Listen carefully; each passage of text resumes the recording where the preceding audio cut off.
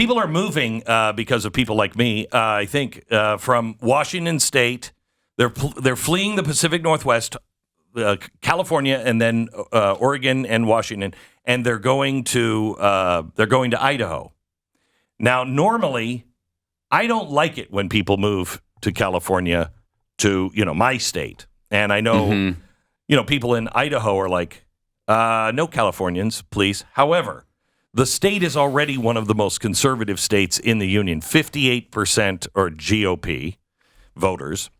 But the people that are moving in, they're moving because of politics, and they're registering at 65% GOP. So they're more conservative than the people in Idaho, and I say bring it on. I mean, it's already a conservative state. Now, there's going to be every Republican's going to lose 80 to 20 in Washington and California instead of 60 to 40, but who cares? Yeah, 65% of the people moving in are registered Republicans. 12% are Democrats. Wow. That's remarkable. We are sifting ourselves a little bit into... we are. Which, I don't know. I'm okay with it now. Whatever. I feel like that's what I want to do, but it's really bad. Is it, though? Well, it's not bad for us, per se. It's bad for the country. Is it, though? Did the first one get on the air? Because I don't know. I mean, I feel like, look, it's okay to self-select at some level with people who generally see the world. I mean, I don't need someone who's going to agree with me on the exact tax cut policy that I want. But I would someone who thinks men are men and women are women. It's hard to talk to people who can't grasp basic reality. People are blaming conservatives for self-sorting, and they're saying, this is horrible. Well, you know what? This is where I'm torn. Now, it's really pretty horrible when you are living in a state that forces your children to learn that there is no right or wrong, male or female, and white people are bad. I mean, I wouldn't want to live in a state where they're teaching black people are bad or Asian people are bad. No race. What do you say about that? So you feel like you have no choice but to move. And I think it's bad for the country long term. But I tell you, I'm in Texas, I'm here for a reason. I didn't want to live in New York anymore. Yeah. And I don't know, is that a good choice or a bad choice? Do you like getting pelted by eggs on the way to work every day? No, I really don't. Really don't. But GOP also does not solve all the problems. I want to play something that a friend of mine found because he's Bulgarian, and so he watches news from former Iron Curtain countries. He found something on their news in Ukraine, and it comes from 2016. It's Lindsey Graham and John McCain talking to Ukrainian soldiers that next year is the year for offense with Russia. Listen to this clip. Your fight is our fight. Ваша боротьба – це наша боротьба. 2017 will be the year of offense. 2017 рік буде ріком нападу. All of us will go back to Washington and we will push the case against Russia. Ми всі повернемося до Вашингтону і ми будемо відстоювати санкції проти Росії. Enough of a Russian aggression.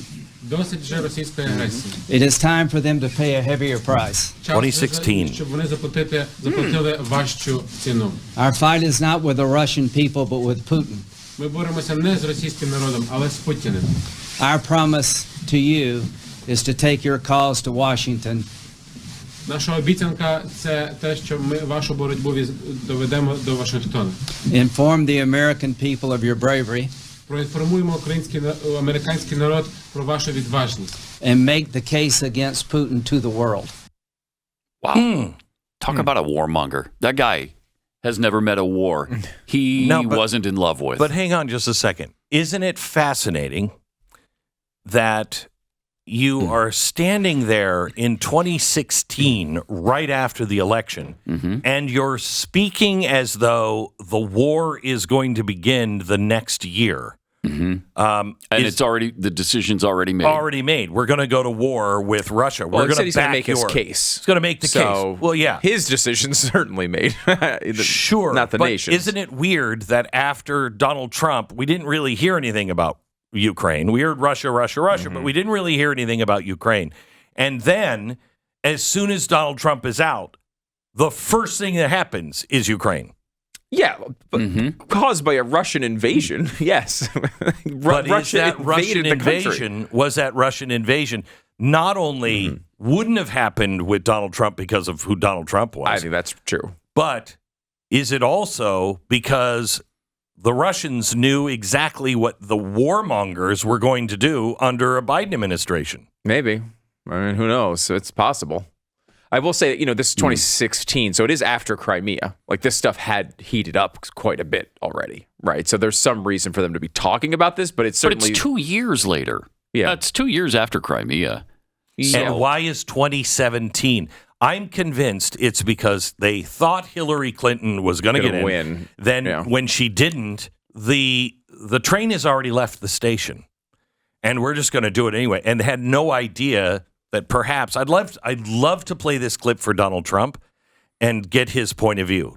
Was there a movement to go into Ukraine by the left and the right when you first got in?